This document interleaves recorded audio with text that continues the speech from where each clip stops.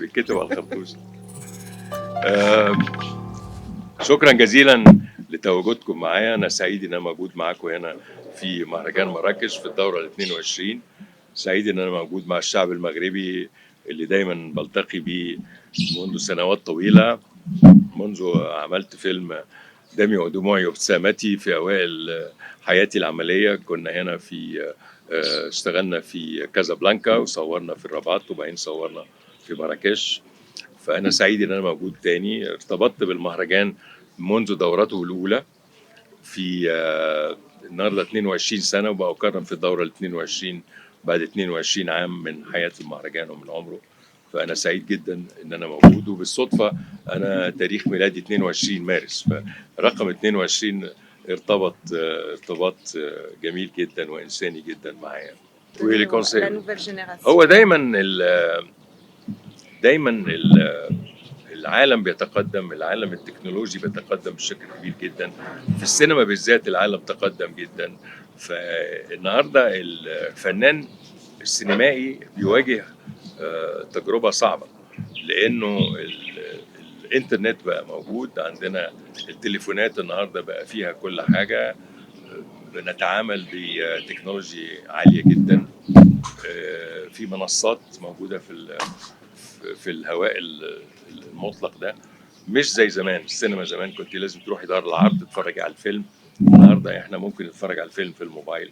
فتحديات كبيره جدا للفنان، تحديات كبيره جدا للسينمائي، لانه اجين الكادر نفسه اللي احنا بنشتغل فيه اختلف، لان في تليفون، فالتليفون ليه حجم معين، بنغير التكنولوجي تقدمت جدا، وده بيبقى تحدي مهم جدا للفنان. لأن كمان التحدي الحقيقي بيبقى انه احنا في ايامينا والاعمال اللي كنا بنعملها كانت كلها اعمال انسانيه، اعمال كانت بترتبط بالانسان، بترتبط بعواطفه، كنا بنشعر ان احنا عايشين مع الشخصيات اللي موجوده في الفيلم.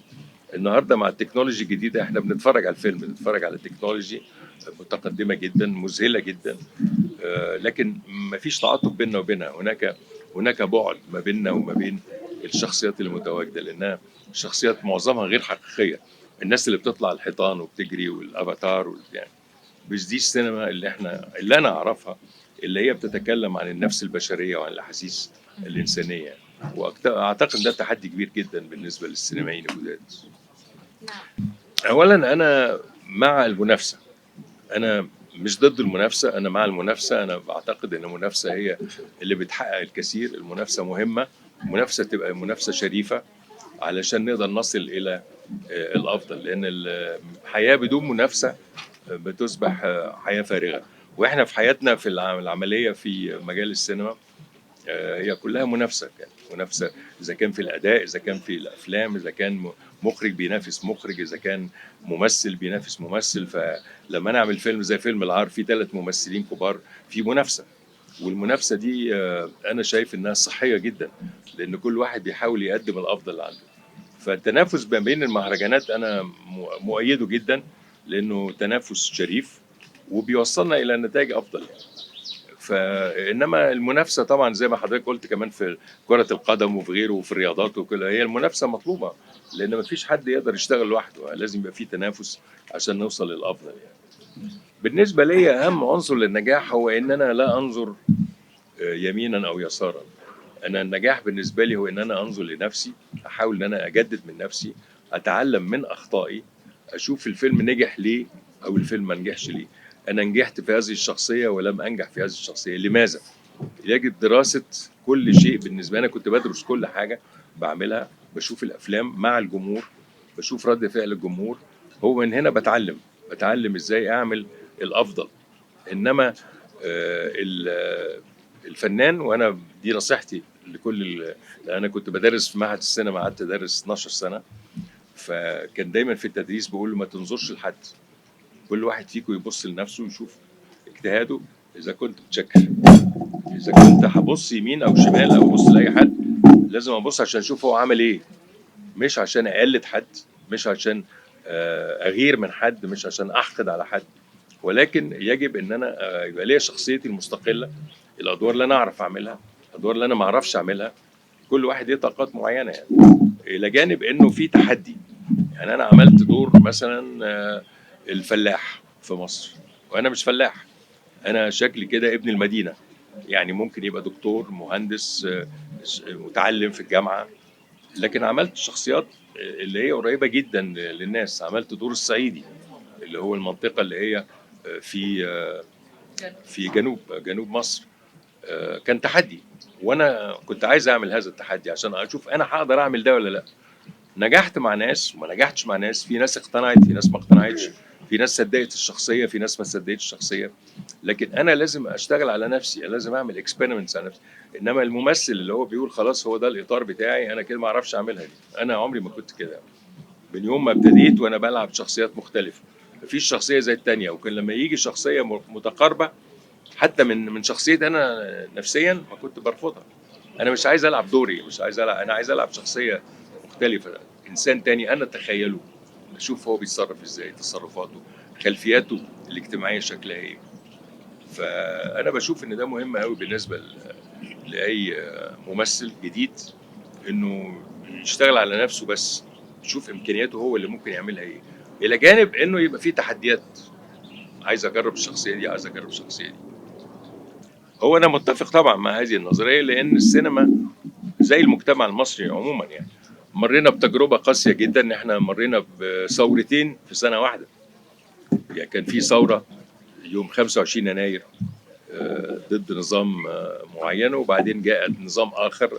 النظام الاخر ده اثر جدا على الفن وعلى السينما، كان لهم افكار بعيده جدا عن الفن وعن السينما، تاثرنا بيها. كانت ايام صعبه جدا في مصر. وبعدين جاء بعد كده كوفيد، وقعدنا 3 أو 4 5 أشهر ما بنشتغلش، كله مقفول، مسارح قفلت، السينمات قفلت، استوديوهات قفلت، فبالتالي الانتاج السينمائي ضعف.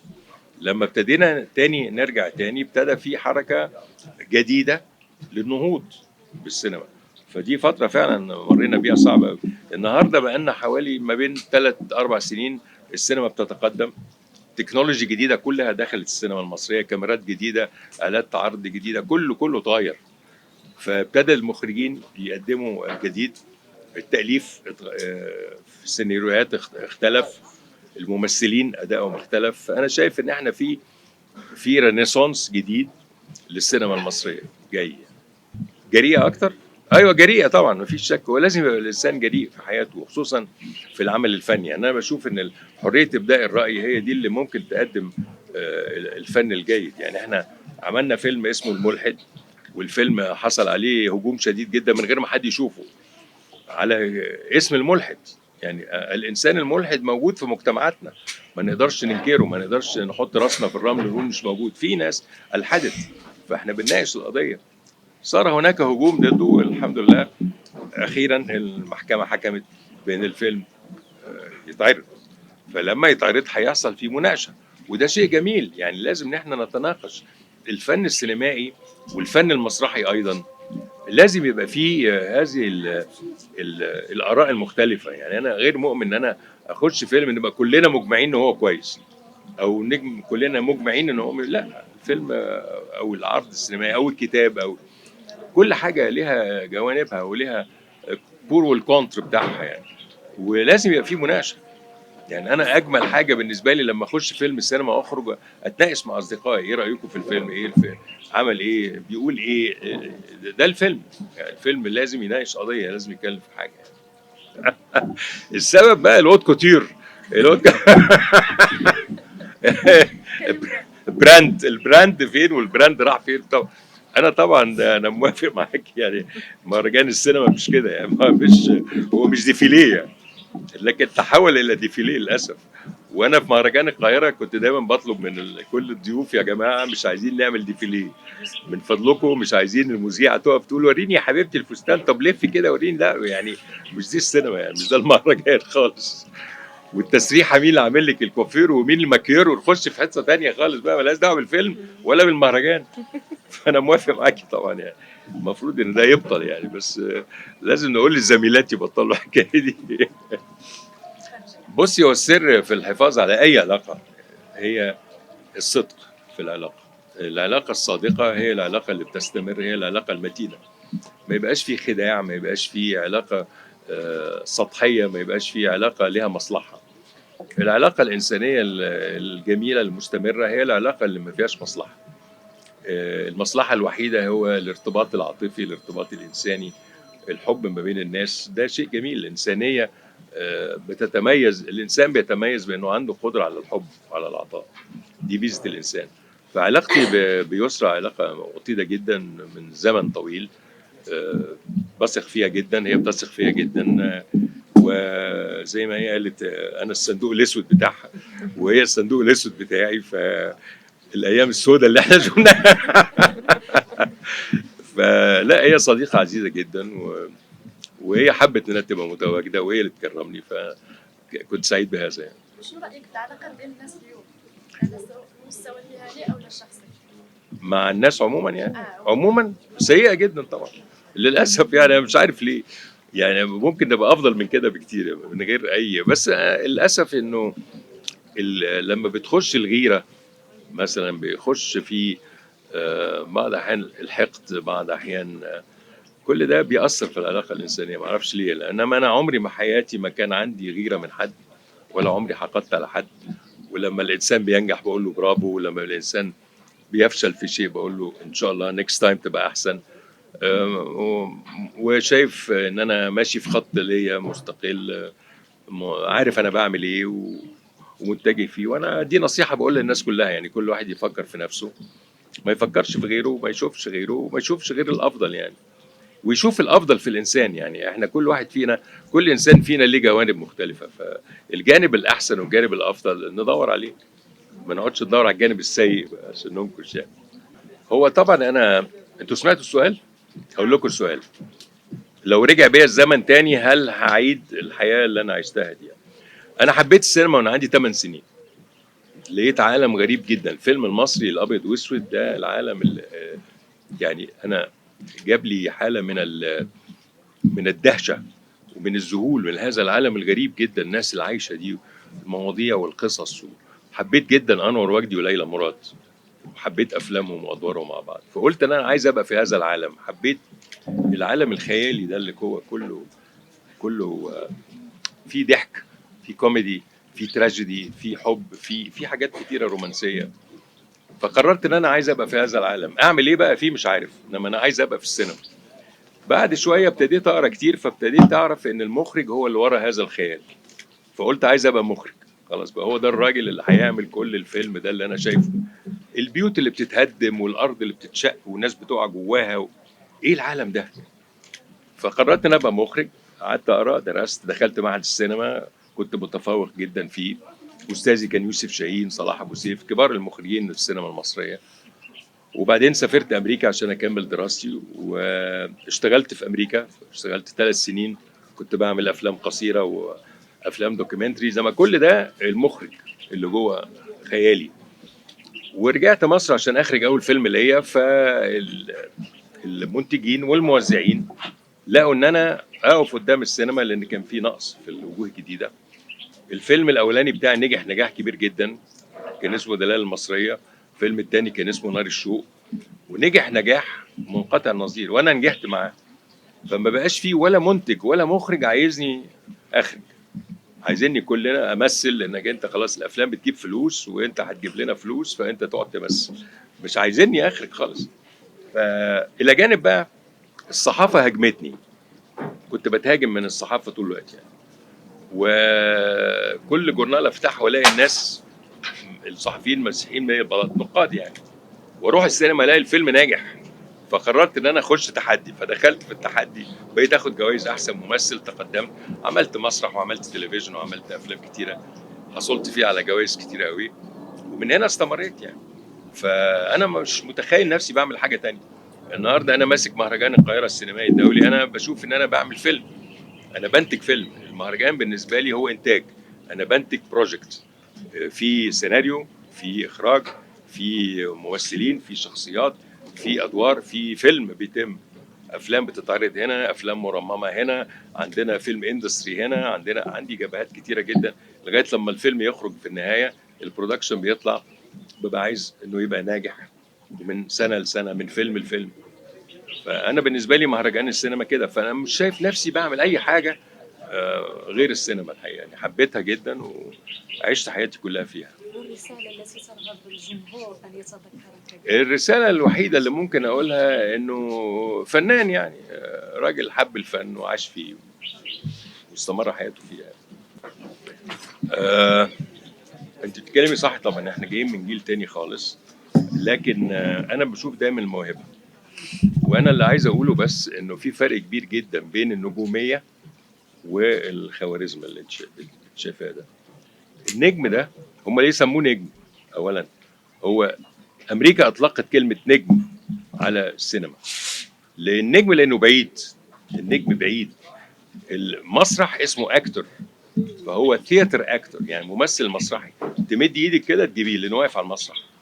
انما النجم السينما ده بعيد قوي، ما بنطلوش، فده هيفضل طول عمره نجم. وبعدين النجوم في السماء بتموت وتفضل تشع.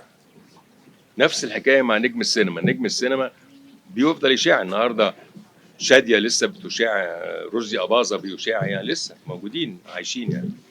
فالنجم مختلف خالص. النهارده اللي بيحصل طبعا مع التكنولوجيا الجديده، دول اسمهم سيلبرتيز، يعني دول مشاهير مش نجوم. هم مشاهير اشتهر. اي حد النهارده لو واحد قام كسر الترابيزه دي هيشتهر، لان في واحد ماسك موبايل هيصور وينزل يعمل بيسموه ايه؟ بيسموه ايه؟ ترند. هيعمل ترند فهيبقى مشهور، بس مش نجم. النجوميه موضوع تاني، والموهبه مهمه جدا في النجوميه. الموهبه نمره واحد. بعدين الثقافه والعلم والتعليم ده بيثقل الثقافه، بيثقل الموهبه، فتبقى الموهبه حيه وغنيه. انما من غير موهبه مفيش حاجه خالص. انما طبعا زي ما انت بتقولي، هو طبعا التكنولوجيا الجديده داخله علينا بشكل مرعب جدا، لكن انا بشوف انها بعيده عن الفن الحقيقي. يعني ايه معنى واحد ماسك موبايل؟ وبعدين في ناس كتيره بتمسك موبايل ويبقى في واحد رايح يستفزني انا شخصيا عشان التاني هيصور، فيجي ويعمل حركه مثلا بايخه ولا حاجه ويشوف انا هعمل ايه وينزلها ترند بقى. زي ما نجم فلان خبط مش عارف مين في صدرها، مش عارف مين عمل ايه. يعني كل دي ترندات وبعدين بتروح، يعني ما بتفضلش. اللي بيفضل حقيقي هو الفن الحقيقي والتمثيل. اتفضلي. اخر سؤال. ليه اخر سؤال؟ انا قاعد. انتوا مستعجلين؟ طيب طيب. طب هي الكوموندان دي المديره بتاعتي، ماليش دعوه. بصي انا ما اقدرش اقول ان انا ضدها لانها منتشره يعني، بس يعني هي ثقافه بتدخل علينا. هم نجحوا، ما فيش شك انهم نجحوا فيها، بصرف النظر عن بيقدموا ايه يعني، لانه اللي بيقدموه مش دايما الحقيقه. حتى التاريخ اللي بيقدموه تاريخ كله مخترع، تاريخ كله غير حقيقي. هم ليهم اهداف بيقدموها وبيعملوها كويس وليها جمهور، وبعدين بيخش بقى في 200 حلقه و400 حلقه و800 حلقه. انا مش عارف الناس دي بتقعد تتفرج على ايه الحقيقه يعني. بلاقي عندي يعني الناس قاعده بتقول لي انا دي الحلقه ال 400، حلقه 400 يا ايه الصبر ده؟ لو عرض عليك تشتغل فيها تشتغل؟ افنم؟ لو عرض عليك تشتغل فيها لا ما بحبش كده.